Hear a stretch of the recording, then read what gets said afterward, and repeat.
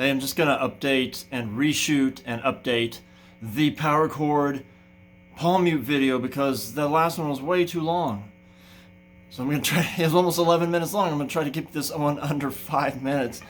So basically this is really just to demonstrate a really common technique in rock music.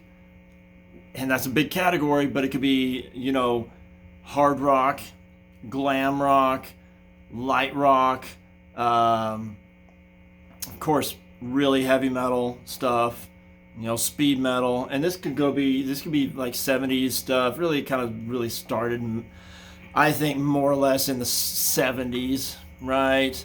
And then obviously very, very, very prominent in the 80s. You know, 90s kind of lost its. I mean, it was, you know, there, but not in grunge and not in like post grunge.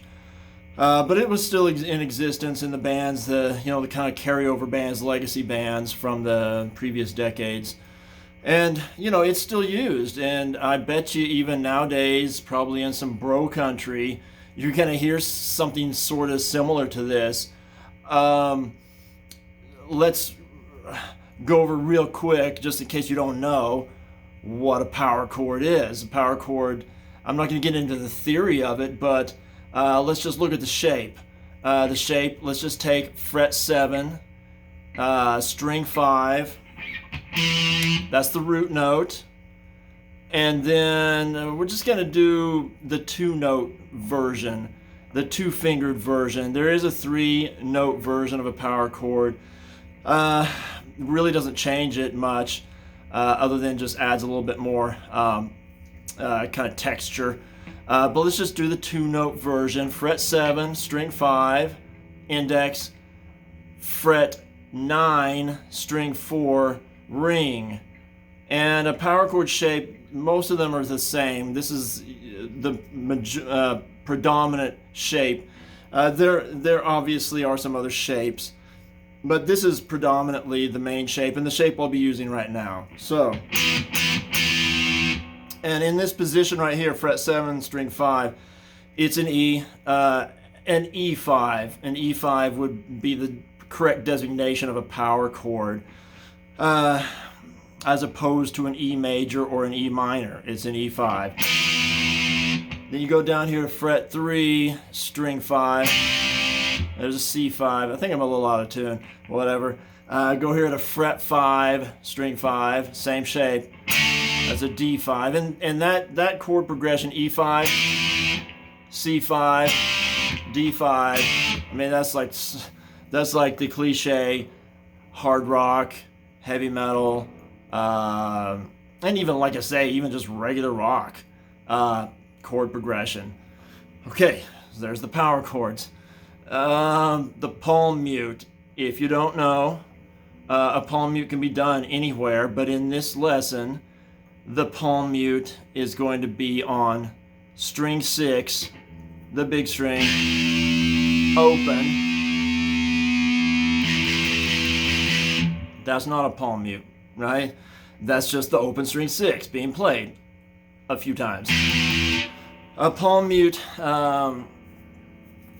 takes this part of your palm right here, the side of it, really, not like this part.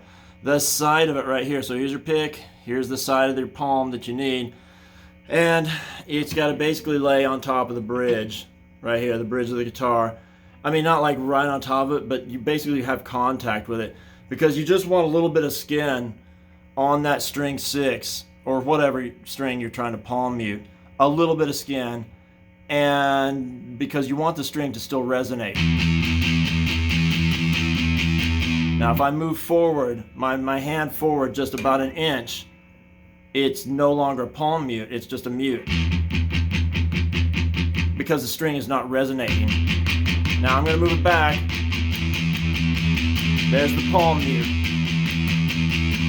Okay, so there's the basic elements of this power chord palm mute. Now the real lesson here is the mechanical coordination lesson, really, which is really difficult for people. My students have trouble with it all the time,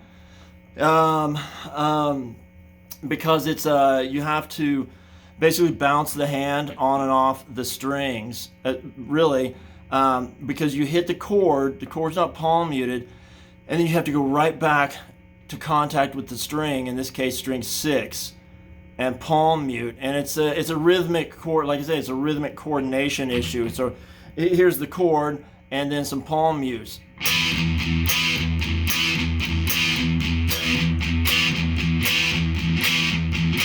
Now I'm kind of over dramatizing I'm going to kind of try to over dramatize the hop off the strings. You know, I normally, you wouldn't see me have that much movement off, but I just want to demonstrate the importance, well, of the mechanics of it. So if you can kind of watch down the side here.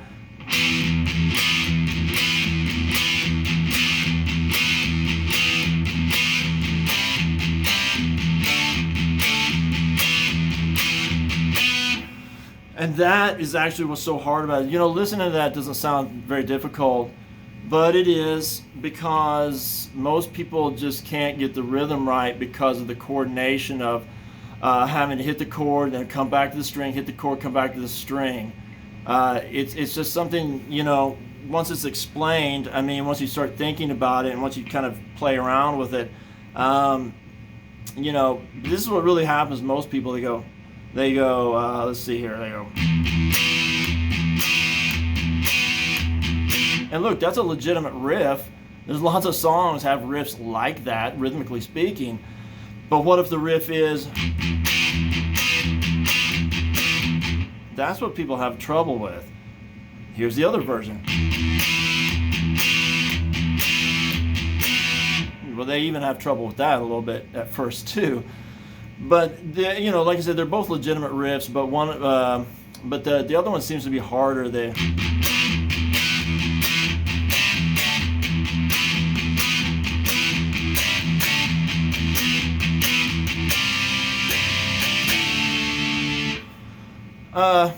Okay, there's a lot more I could say about this stuff, but I don't know, hopefully that helped clear up some. And like I said, this is such a common